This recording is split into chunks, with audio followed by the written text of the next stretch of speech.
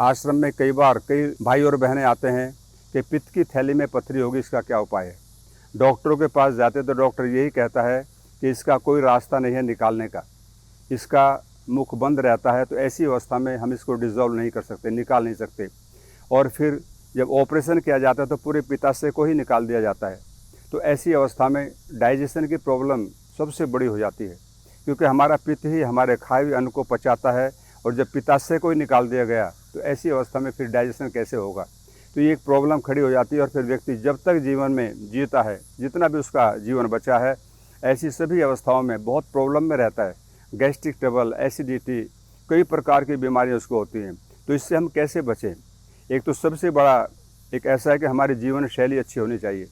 हमारा सोने का समय, जागने का समय, ये सब निश्चित हो। जितनी हमारी जीवन शैली अच्छी होगी तो ये केवल पित्ताशय की पथरी नहीं, कोई भी किसी प्रकार का रोग नहीं होगा। तो हमें सर्वप्रथम तो ये सोचना है कि हमारी जीवन शैली कैसी हो। हमें अपने जीवन में अपने आप को नियमित रखना है। समय पर सोना है, समय पर जागना है, समय पर खाना है, समय पर पानी पीना है। ये सभी दिनचर्या के अंतर्गत आता है। हमारा आहार सात्विक होगा। तो ये सब जब हम सावधानियां रखेंगे तो मैं समझता हूँ ये पथरी नहीं होगी। और इससे अगर हो गई है तो उसके बाद में फिर हम क्या करें। देखिए, हमारे देश के अंदर परमात्मा ने बहुत अच्छे अच्छे प्लांट दिए हैं हमको, बहुत अच्छी अच्छी औषधियाँ दी हैं, लेकिन हम उनको न जानने के कारण प्रॉब्लम में रहते हैं, पीड़ित होते रहते हैं। एक प्लांट होता है, एक पौधा है बहुत बड़ा, वो है बालम खीरा।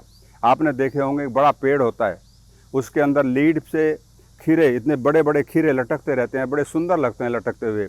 लेकिन वो इस रोग की सबसे अच्छी मेडिसिन है। अगर कहीं आपको मिले बालम खीरा तो उसमें से 10-15 ग्राम, 20 ग्राम तक आप लेकर के उसको कूट करके अदरक की तरह, और उसको 1 गिलास पानी में डाल करके उसका काढ़ा बनाएं।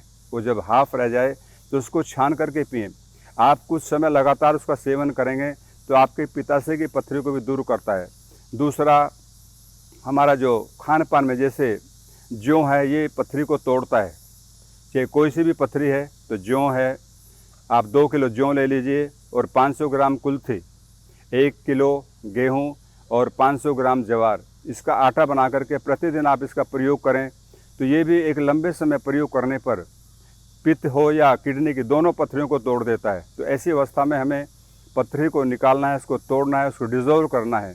तो केवल एक माध्यम ये, इसको हम खाना खाने के रूप में इसका प्रयोग करें, तो इससे हमारा रोग दूर होगा, हमें आरोग्य मिलेगा। इसके पश्चात नारियल पानी है, 1 गिलास नारियल पानी ले लीजिए, उसमें 1 नींबू का रस डाल करके 20-25 दिन लगातार पिएं। तो ये भी किसी भी पथरी को डिज़ोल्व करता है। तो ऐसी अवस्था में हम हमारे पित्ताशय की पथरी को हम डिज़ोल्व कर सकते हैं, उसको बाहर निकाल सकते हैं। क्योंकि पथरी जैसे पित्त की ही बनती है। जब पित्त हमारा डिस्टर्ब हो जाता है तो उसी का रूप गाढ़ा होकर के वो पित्त बन जाता है और एक स्टोन के रूप में आ जाता है।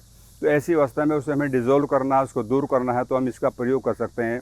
फिर आयुर्वेद में कुछ चीज़ें हैं, जैसे पाषाण भेद है, कुल्थी है, इन सब को भी लेकर के हम थोड़ा इसका इस्तेमाल करें प्रतिदिन। और एक गोखरू एक ऐसी चीज़ है हमारी बॉडी के लिए। मैं तो कहता हूँ, अगर भारत के लोग एक एक जड़ी बूटी पर काम करें, जैसे गोखरू की हम बात कर रहे हैं, तो पूरी बॉडी के अंदर जितनी भी बीमारियाँ हैं लगभग सभी पर काम करता है, सभी को तोड़ देता है। तो एक एक जड़ी बूटी हमारे पास में ऐसी है जिसका प्रयोग करते हुए हम पित्ताशय की पथरी को डिज़ोल्व कर सकते हैं, उसको दूर कर सकते हैं। और हमारा जो पित्ताशय एकदम हेल्दी और स्वस्थ रहेगा तो हमें कोई भी प्रॉब्लम नहीं आएगी। ठीक से डाइजेशन होगा, हमारी पाचन क्रिया अच्छी स्वस्थ होगी और हम हेल्दी रहेंगे। ओम।